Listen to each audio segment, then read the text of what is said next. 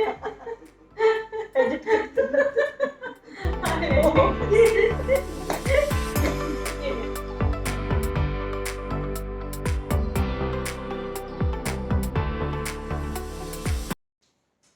Hello everyone, welcome to the channel. Today we have a very special guest with us, Dr. Satya Samant. Ma'am has more than 50 years of experience. She's a gynecologist and she has a vast experience in this field. Now, the reason we have her on the show is that we all have certain doubts when it comes to pregnancy planning, delivery, childbirth. Every girl will be having some sort of questions in her mind which she would definitely like to ask someone. And who other than a person who has such a huge experience in this field.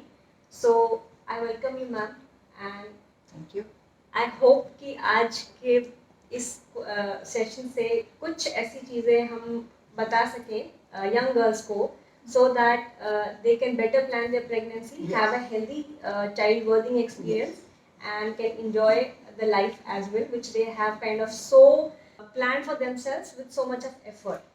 So I welcome ma'am again.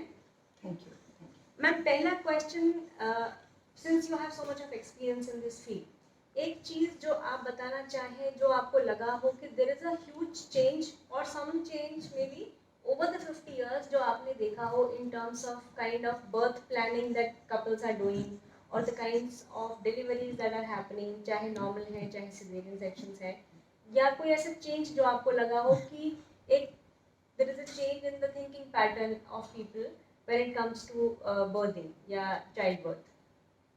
आपकी सारी ही बातें ठीक हैं कि because the girls are better educated तो उनको choice भी है पहले you had no choice you just went on producing lactational period आपका ओवर हुआ उसी में कंसेप्शन हो गई many of the women they didn't even know when they will menstruate you know 40 तक 45 तक बच्चे पैदा हुए नेचुरली फिर मेनोपॉज हो गया तो हो गया otherwise you go on producing and that was a very great risk to the women and a lot of girls they used to die during childbirth so that was a very tragic situation and now of course girls are getting educated वो शादी भी late करवा रही हैं जब उनका मन करे जब चाहें वो कुछ हद तक और फिर बच्चे बनाने के लिए भी दे आर प्लानिंग इमीडिएटली शादी के बाद नहीं we have to live our own life ये चीज़ें होती हैं and then they plan when they want to they are ready तो मेंटली रेडी होना ज़रूरी है उसके लिए So we can say that childbirthing is more of a choice now for yes, females. Definitely, it is a choice now.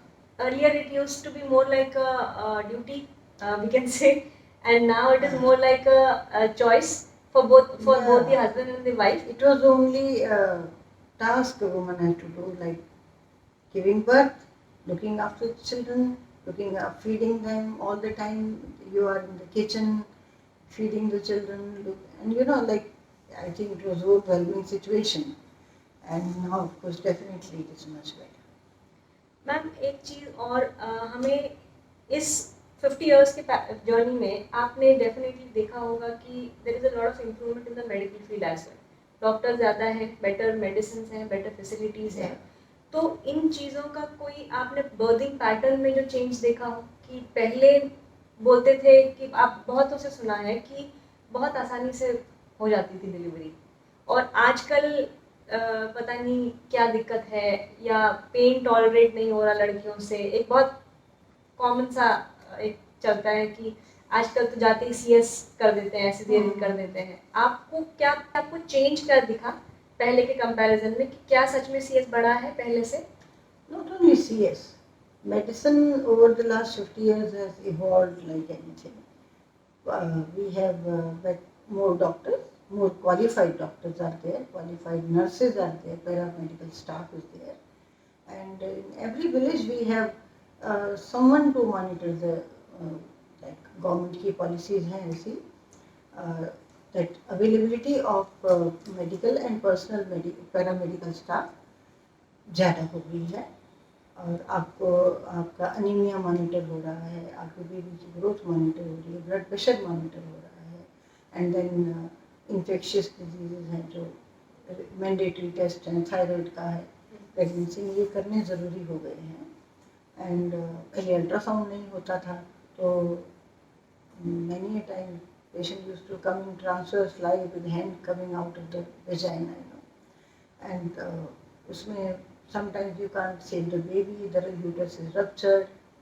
तो जो obstructed labor में deliveries आती थी जिससे कि ब्लैडर वॉल भी डिजनरेट हो जाती थी, एक वीवीएफ की सिचुएशन है कि यूरिन की जो थैली है उसकी दीवार गल जाती थी हेड के प्रेशर से बोन के अगेंस्ट, वो that is practically non existent now. Inversion uterus है, घर में डिलीवरी हो रही है, बेबी प्लेसेंटा के साथ यूट्रस भी बाहर आ गया है, and that caused PPH and a great shock to the mother, and most of the time it was fatal.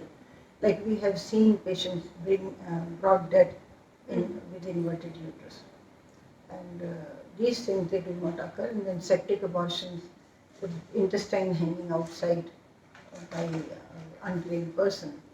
If you are doing instead of bringing out the baby, they are bringing out the gut of the patient. So these situations have totally disappeared now. And then transport has become better. Economic conditions have become better.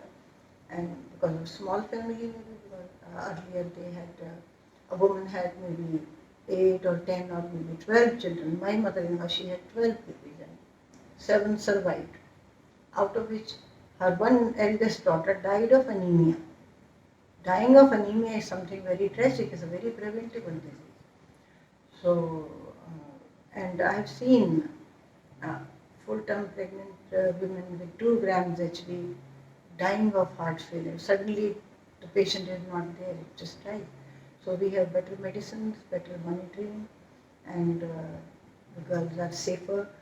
और आप pen की भी बात कर रहे थे कि सी labour जिसने बर्दाश्त किया है उसी को पता है, it's a very severe kind of pain, and demanding a painless delivery is ऐसा नहीं है कि लड़की बर्दाश्त नहीं कर पा रही है, if it is available of course why should be.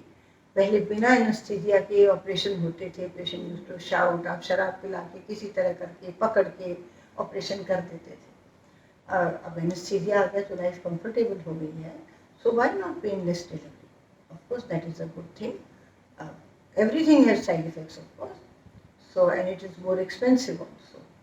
And one thing is when you are attuned, like it's your attitude also कि मैंने डिलीवरी करानी है और मुझे एनेस्थीसिया भी नहीं लेना है, तो हो जाता है। जब सभी ओवर द सेंचुरीज इतने सालों से डिलीवरीज हो रही हैं, कर रही हैं लेडीज, तो ये भी हो ही जाता है अगर आप चाहेंगे तो, it's just a matter of few hours, but painless anaesthesia is a bone definitely. Ma'am एक चीज़ है कि अगर आपसे एज एन एक्सपीरियंस पर्सन पूछा जाए कि नॉर्मल डिलीवरी या सिजेरियन सेक्शन, इसमें से अगर प्रेफरेंस रखी जाए, आपको क्या लगता है which type of delivery is better? Of course normal delivery better, everybody would want to have a normal delivery, because one thing is it's a natural thing, it's a natural process. All the animals are also delivering naturally. Of course there are problems, and that is why doctors are there to see if there is a problem, then we can intervene and do a cesarean. But normal delivery is always advantageous to the for the baby's emotions, because the compression of the head and expansion of the bones after labor, there are studies that there is a serotonin and Yes. what is that? Dopamine. Serotonin release is better, and like such I also children think have yes, ma'am. better Across emotional a study, control. they have better emotional development. Also, that there is a delay in the developmental milestones of a child who is born via a CS. Maybe marginally. But yes, but the results are marginally varying, not marginal. a major difference. And also, I read somewhere that the microbiome that they come across. Yes, of course, that's a very important point. that we are see whatever diseases we are having now, diabetes, hypertension, emotional, psychiatric problems, they are because our microbiome has changed. Because of course, antibiotics have their advantages, but antibiotics have their disadvantages also, that we kill the normal bacteria also. Also, we develop the resistance to certain antibiotics as well. That is also coming in as a big problem now. Yeah, hospital deliveries, not hospital deliveries I would say, but indiscriminate use of antibiotics causes this. And हमारे यहाँ problem क्या है कि गांव में आरएमपीज छोटी सी problem हुई, एक एंटीबायोटिक का शॉट देंगे, एक स्टीरॉयड का शॉट देंगे, एक बी कॉम्प्लेक्स का शॉट देंगे। वो उनकी एक कॉकटेल है कि वो हर एक में standard cocktail for everyone, every patient, किसी भी बीमारी का हो। So that indiscriminate use antibiotic का जो होता है, तो उससे प्रॉब्लम्स हो रही हैं। Then the injections, you are giving injection for everything. When you, आप एक बुखार की गोली दे दो ना, पैरासीटामोल की गोली दे दो, पेशेंट बुखार से आया, एक धारणा बनी हुई कि इंजेक्शन देते ही बुखार ठीक हो जाता है, तो फिर वो इंजेक्शन भी देते हैं गांव में, because it is demanded also in it, it brings more money I suppose. तो इसलिए फिर उनके साइड इफेक्ट्स तो होने हैं, और फिर injection itself hepatitis B C इनको प्रमोट करता है, जो कि यहाँ एपिडेमिक हो गया ऑलमोस्ट। मैम, क्या कोई लंग से कोई इफेक्ट हाँ, पड़ेगा? जब आप बर्थ कैनाल के थ्रू बेबी जा रहा है तो आपका लंग इज कंप्रेस्ड, और जब बाहर आता है तो आपकी secretion, because of compression, secretion बाहर आ जाएंगी, and when with the first breath you have a lot of air inside, so there is a gusty cry of the baby. Okay, and this happens for Normal normal delivery. normal में होता है। Ma'am, लेकिन एक चीज और है, there are various people who say that if you go to the hospital and there is a very high chance that the doctor will try to go for a caesarean section. Now I don't know how much truth is there in this, but पर कुछ तो ऐसी situations होती ही होंगी जहां पर caesarean एक requirement है, it is like a life saving procedure also. तो कुछ ऐसी सिचुएशंस जहां पर आप बताना चाहें कि सीएस की अहमियत या इम्पोर्टेंस क्यों है, कि एज कंपेयर टू नॉर्मल वो चीज़ें जहाँ पर सीएस इज इंडिकेटेड और लोग उसको ये ना समझें कि अभी सीएस नहीं करवाएंगे, otherwise they can lose the baby also, और it is also very fatal for the mother as well. कुछ ऐसी आप चीज़ें बता सकें जो आपको लगता है कि इस सिचुएशन में तो सीएस इंडिकेटेड ही है और देर नहीं करनी चाहिए, जल्दी से जल्दी हॉस्पिटल पहुंचना चाहिए ताकि दोनों बच सकें। See, we always strive for a normal delivery, but there are some situations जिसमें कि सिजेरियन करना मैंडेटरी है, जैसे कि प्लेसेंटा प्रीविया है, आपकी और नाल बच्चे से पहले आ रही है, और उसमें तो ब्लीडिंग कई बार इतनी ज़्यादा हो जाती है, just what blood flows like a tap, और इतना जल्दी शॉक में पेशेंट जा सकता है, तो that is a very great emergency situation. वैसे ही एक और ब्लीडिंग है बिफोर डिलीवरी, एक्सीडेंटल हेमरेज, जिसमें कि प्लेसेंटा समय से पहले अलग हो जाता है। तो प्लेसेंटा अलग हो गया तो बेबी को भी तो फीड नहीं, वो जो न्यूट्रिशन दे रहा है वो भी नहीं मिलेगा, और क्या होता है कि प्लेसेंटा के नीचे बड़ा सा एक क्लॉट बन जाता है, और बॉडी का पूरा क्लॉटिंग फैक्टर्स हैं वो उसमें उसको क्लॉट करने में कंज्यूम हो जाते हैं, तो उससे कोएगुलेशन फेलियर हो जाता है, तो ब्लड का जमना बंद हो जाता है। तो ऐसी चीज़ों में अगर डिले होता है तो वो बहुत मदर के लिए फेटल है। तो कई बार फेटल डिस्ट्रेस है, अगर हम जल्दी नहीं पहचान पाते तो अंदर बच्चे को तकलीफ हो सकती है, child can die in utero, और इट कैन बॉर्न एक्सपेक्टेड, तो उसको ऑक्सीजन की कमी से ब्रेन डैमेज भी हो जाता है। तो हमें डिले इन चीज़ों में नहीं करना होता, there is always a calculated risk, ठीक है ना। तो ऐसा नहीं है, एक बहुत गलत धारणा बन गई है कि हम इकोनॉमिक रीज़न के लिए करते हैं, पैसे के लिए। मुझे नहीं लगता कि डॉक्टर के पास पैसे की इतनी कमी होती है कि उसको सिर्फ पैसे के लिए सिजेरियन करना पड़े, ठीक है ना। वो भी यही चाहता है कि पेशेंट ही उसका, patient is god to a doctor, ठीक है ना। आप कहते हैं डॉक्टरों को भगवान कहते हैं, मैं कहती हूँ पेशेंट भी हमारे लिए भगवान है, ठीक है ना।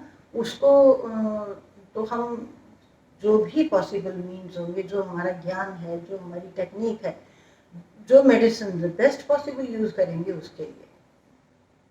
मैम कुछ अगर किसी फीमेल को पहले से कोई कंडीशन है जैसे डायबिटीज़ है या ड्यूरिंग प्रेगनेंसी डायबिटीज़ डेवलप हुई या बीपी की कोई इशू है, तो ऐसी फीमेल किस टाइप की डिलीवरी के लिए जनरली कैंडिडेट होती है?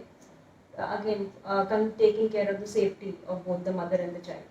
हाँ, तो इसमें यही है कि एक तो अर्ली डिटेक्शन हो दोनों चीज़ों की, तो शुरू से ट्रीटमेंट अगर हो जाता है तो बेबी ऑलमोस्ट नॉर्मल होगा। अब मॉनिटरिंग बहुत ज़रूरी है, तो रेगुलर चेकअप बहुत ज़रूरी है। जैसे कि पहला चेकअप प्रेगनेंसी डायग्नोज हो गई, अब उसमें भी अल्ट्रासाउंड करा लेते हैं हम कि बच्चे की धड़कन ठीक है। अब उससे ये भी पता चल जाता है कि कितने दिन का है। जो पहला अल्ट्रासाउंड होता है उससे जो ड्यू डेट निकलती है that is the most accurate. एक बार पूरे दिन में हम अल्ट्रासाउंड कराते हैं, पेशेंट कहता है कि आपने ड्यू डेट नहीं निकाली इसमें, तो due date is accurate when the baby is smaller. तो पहला अल्ट्रासाउंड हो गया। अब क्या करते हैं कि सेकेंड अल्ट्रासाउंड 3 मंथ्स पे होता है, पहले नहीं होता था, पहला अल्ट्रासाउंड 4.5 महीने पे होता था। अब अल्ट्रासाउंड बेटर आ गए। वही बात है कि मोर qualified doctors, more experience doctors, they can diagnose anomalies earlier, जल्दी पता चलता है कोई भी एबनॉर्मलिटी का। रीढ़ की हड्डी में फोड़ा है या सिर नहीं है, कितनी बड़ी बात है। हमने तो इतने बड़े बड़े हेल्दी बेबीज, यहाँ तक इतने चौड़े कंधे और उसका सिर नहीं है, ये डिलीवर कराए हुए हैं बेटे, हमें पता है कैसे head never develop in the child. हाँ, उसमें बनता नहीं है ठीक से, स्कल बोन्स नहीं होती, थोड़ा थोड़ा सा प्रिमिटिव ब्रेन है यहाँ पे रखा हुआ, ग्रोटेस्क लगता है। और ऐसे बच्चों को डिलीवर कराया हुआ है हमने। तो अल्ट्रासाउंड से जो जल्दी अल्ट्रासाउंड करा लेते हैं, 3 महीने के बच्चे का पता चल जाए तो अबॉर्शन करना आसान है, 4.5 पे थोड़ा और मुश्किल हो जाता है। उसके बाद तो बच्चे को डिलीवर ही कराना पड़ता है, और कंधे चौड़े हैं, सिर है नहीं, कैसे डिलीवर कराएं। ऐसे में बच्चे की प्रेजेंटेशन भी अब नॉर्मल होती है, बच्चा उल्टा होगा या आड़ा होगा तो बहुत मुश्किल हो जाता है। तो हमें पता है कि बच्चा हाथ नहीं आना, तो हम चाहते भी नहीं कि सिजेरियन करें ऐसे बच्चे के लिए, है ना। नॉर्मल चाहेंगे लेकिन डिफ़िकल्टी बहुत होती है। तो ये अर्ली डिटेक्शन हो गया, है ना। 4.5 महीने पे भी होता है बच्चे की। अच्छा, एक हेल्दी बेबी हो जाता था, फिर पता चलता है कि बच्चे के दिल में छेद है, और वो फिर ऑपरेशन पे ऑपरेशन और हॉस्पिटल्स के चक्कर काटना बच्चे के लिए। Many a time the child did not survive because of congenital heart disease. तो अब वो भी फीटल इकोकार्डियोग्राफी भी जो 4.5 महीने के बाद हम रूटीन में ही करवाते हैं, तो बेटर डिटेक्शन डेफिनेटली। और फिर जैसे कि अब वो ब्लीडिंग की बात चल रही थी, प्लेसेंटा की या एक्सीडेंटल हेमरेज जो ओरनाल पहले है या ओरनाल समय से, ब्लड प्रेशर में ऐसे अक्सर होता है कि समय से पहले ओरनाल अलग हो जाती है, हाँ डिटैच हो जाती है। तो उसमें क्या था कि कोएगुलेशन फेलियर हो गया, लेकिन हम ब्लड ही देते रहते थे, ब्लड आफ्टर ब्लड 20-20 यूनिट दे दिए और ब्लड कोएगुलेट नहीं कर रहा। और अब प्लाज्मा ब्लड के फैक्टर्स, ब्लड को हमने अलग अलग कंपोनेंट्स में प्रिपरेशंस बना ली, प्लाज्मा बन गया, प्लेटलेट्स बन गए, whole blood and RBC. So according to the need, अब प्लाज्मा अगर हम डीआईसी के पेशेंट में देते हैं जिसका कोएगुलेशन फेल हो गया है, तो एकदम इतना अच्छा इफेक्ट आता है, and it is so easy to deliver. तो उसको इंट्रांसफ्यूज करना इतना आसान है, जल्दी मिल जाता है। तो ब्लड बैंक नहीं होता था कोई भी, प्रोफेशनल डोनर्स रेलवे स्टेशन पे लेटे रहते थे, बीमार होते थे, ड्रग एडिक्ट्स थे, जिनका कि HIV इसी से स्प्रेड हुआ था। तो अब ब्लड की सुविधाएं, पहले सिविल हॉस्पिटल में ही एक बैंक था, वो सारी कोशिश तो यही होती थी कि डिमांड वहाँ से पूरी हो जाए, लेकिन पूरे शहर की या आसपास के विलेजेस की डिमांड नहीं पूरी हो सकती थी। तो ब्लड बैंक्स भी बहुत, प्राइवेट ब्लड बैंक्स भी आ गए, गवर्नमेंट के भी बहुत अच्छे हो गए ब्लड बैंक्स।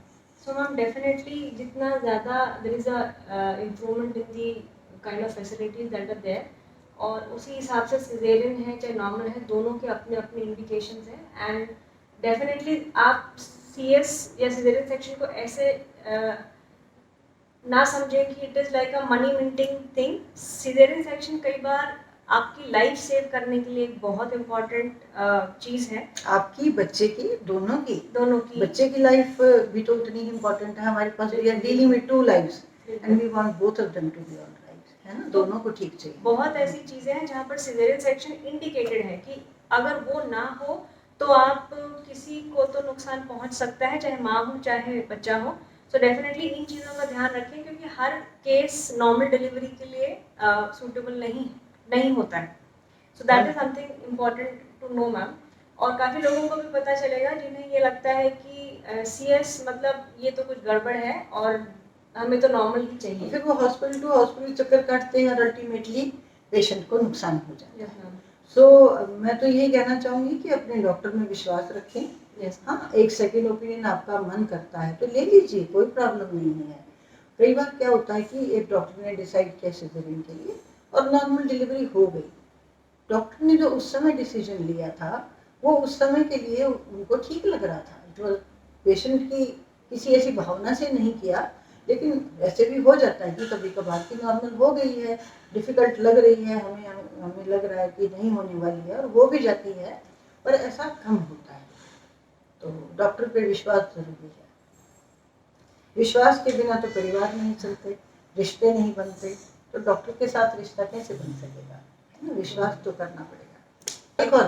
एक और बात कहना चाहूँगी, NTD जो NTD आई है, जैसे पहले RH नेगेटिव मदर के अगर RH पॉजिटिव बच्चा होता था तो कई बार पहले बच्चे में ही तकलीफ हो जाती थी या पहले में इंजेक्शन नहीं लगवाया तो दूसरे में तो डेफिनेटली होनी है, एंटीबॉडीज बन जाती थी। तो अब NTD के एडवेंट से हुआ ऐसा कि we are saving more babies. ये जो RH आइसो इम्यूनाइजेशन कहते हैं कि बच्चे का अंदर खून अंदर ही कम होना शुरू हो जाता है और इतना कम होता है कि बच्चे को हार्ट फेल अंदर ही हो जाता है या उसको बाहर आके बहुत ज़्यादा जॉन्डिस होता है, इतना जॉन्डिस कि उसका ब्रेन डैमेज कर देता है। इतनी जल्दी वो जॉन्डिस होता है कि जब तक रियलाइज़ करते हैं कि बच्चे को पी लिया है और हॉस्पिटल लेके जाते हैं तब तक ब्रेन डैमेज हो चुका होता है। तो NTD ने ये ऐसा बहुत प्रिवेंट किया है। तो इसीलिए डॉक्टर के टच में रहना ज़रूरी है।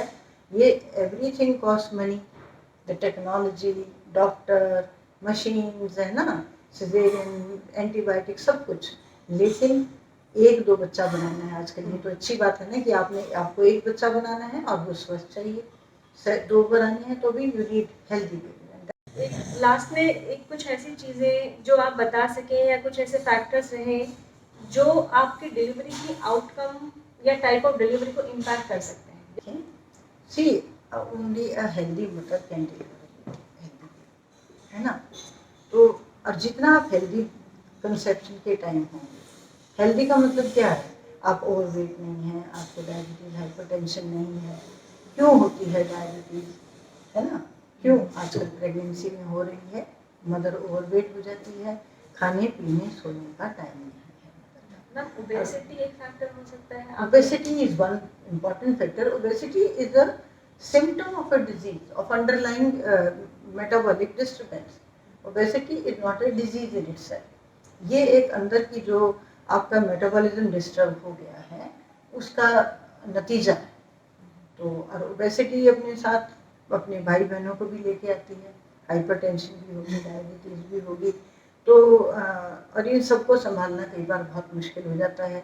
मदर का वेट गेन होता जा रहा है, कई बार बच्चे का गेन नहीं होता बिकॉज ऑफ हाइपरटेंशन या डायबिटीज़, अनकंट्रोल्ड डायबिटीज़ है तो बच्चे इतने बड़े हो जाते हैं कि 5-5 किलो के हो गए और उसको अब कैसे डिलीवर कराएं। एंड इवन समटाइम्स 8 महीने पूरे होने के बाद सबसे कॉमनली जो बच्चे की 8वें महीने के 9वें महीने के शुरू में अंदर डेथ हो जाती है, वो अनकंट्रोल्ड डायबिटीज़ में होती है। तो ये बहुत ज़रूरी है कि डायबिटीज़ पहली बात तो हो ही ना, उसको प्रिवेंट करें। प्रिवेंट कैसे करेंगे आप, तो सुबह 8 बजे से पहले चाय या कुछ नाश्ता ना लें, एक्सेप्ट वाटर, सब कुछ। और एक्टिव तो ज़रूर रहना है सारे दिन। अपना घर में बहुत काम होते हैं और घर में काम नहीं तो एक्सरसाइज है। और फिर कुछ कहना चाहूँगी, कुछ एक पर्टिकुलरली डायरेक्टेड एक्सरसाइजेज पेल्विस के लिए, आपके ब्रीदिंग एक्सरसाइजेज हैं अपने आप को स्ट्रॉन्ग करने के लिए। How do you beer down, जब आपके लंग्स ही एक्सपैंड नहीं हो So रहे। ma'am, it is coming from ma'am herself कि during pregnancy exercise बहुत important है. बहुत बहुत To important। all the women out there, this is the thing to remember and understand that physical activity will decide what will be your pregnancy outcome and Yes. what will be the health of the mother and the child in the long term as well. देखो physical exercise से एक तो आपका weight control रहेगा, आपकी आप खुश रहेंगे। ये देखना, when you are healthier of course you are happier, आपका ब्लड प्रेशर नहीं बढ़ेगा, स्ट्रेस लेवल कम होगा। डायबिटीज और हाइपरटेंशन दोनों ही स्ट्रेस लेवल ज़्यादा होने से होती है। तो आप बैठे बैठे स्ट्रेस ले रहे हैं तो आपकी सारी मसल्स टेंस हो रही हैं, स्टीरॉयड रिलीज हो रहे हैं, they are causing your hypertension and diabetes. तो स्ट्रेस लेवल भी कम होगा। बहुत सारे एडवांटेजेस हैं, और बैठे रहने के तो बेटे कोई भी एडवांटेज मैं नहीं कहूँगी नहीं है। आपकी मसल्स वीक हो जाती है, you not able to sit in straight, ऐसे ढीले होकर ऐसे बैठ जाते हैं, है ना। Sitting straight of course keeps your energy up, energy level up, तो वो बहुत ज़रूरी है। तो वो कंधों को ठीक रखना, हिप्स को ठीक रखना, बैक को स्ट्रॉन्ग रखना, लंग्स को एक्सपेंडेड रखना। How do you do unless you do vigorous exercise. तो वो जब सांस अंदर जाता है, आहा, लंग्स में 6 गुना ऑक्सीजन जाती है एक सांस में। आपकी 500 मिलीलीटर अगर जा रही है एक नॉर्मल सांस में, एक डीप ब्रीदिंग में 3 लीटर जाती है। तो आपके लंग्स कितनी एल्वेलाई हैं जो कि तरस रही हैं ऑक्सीजन के लिए, कितने सेल्स हैं जो ये चाहते हैं कि हमें और ऑक्सीजन मिले। उसकी कमी से फिर अंदर शरीर में प्रॉब्लम्स होती ही हैं। तो यू मस्ट डू एक्सरसाइज। तो walking is a very good exercise. And देखो, रेस्ट से कोई बच्चा नहीं रुकता। कहते हैं ना कि बच्चे को रिस्क है, नीचे है, ऐसा कुछ नहीं है। प्लेसेंटा अर्ली प्रेगनेंसी में अक्सर लोअर डाउन होता है, वो जैसे जैसे यूट्रस ग्रो करता है प्लेसेंटा ऊपर चला जाता है, लेकिन वो रेस्ट से नहीं ठीक होता। ऑफकोर्स आपको एक्टिव ब्लीडिंग है, आपको लेबर पेन्स पहले समय से पहले हो गई हैं, तो ड्रग्स के साथ साथ रेस्ट की ज़रूरत है। ऐसा कुछ केसेस में ही होता है। रूटीन में आप अपना वॉक करके आइए। सुबह 5 से 6, देखो अगर जल्दी खाना खाएं, जल्दी सोएं तो आपको 5 बजे उठ जाएंगे, आपको इतना अच्छा मौसम मिलेगा। 5 से 6 ब्रिस्क वॉक करके आएं। Yes, और ma'am. 9th मंथ में तो ज़रूर करनी चाहिए सारी। मतलब जैसे हम हाँ। बोलते हैं पहले के टाइम में पोचा लगाते थे आखिरी के मंथ में, अभी बिकॉज कोई नीचे ही नहीं बैठ रहा है तो स्क्वाट पोजीशन में ही नहीं जा रहा है। बैठना मुश्किल हो गया है, इवन नॉन प्रेग्नेंट गर्ल्स के लिए, है ना, तो किसी भी के लिए, बच्चे नहीं। तो वो अब उकड़ू नहीं बैठेंगे तो आपका पेल्विस कैसे ओपन अप होगा, ठीक है ना। तो ये, और वो कैसे बैठेंगे, सिर्फ बैठने के लिए बैठेंगे, पोछा लगाएंगे तो आप वैसे ही बैठेंगे।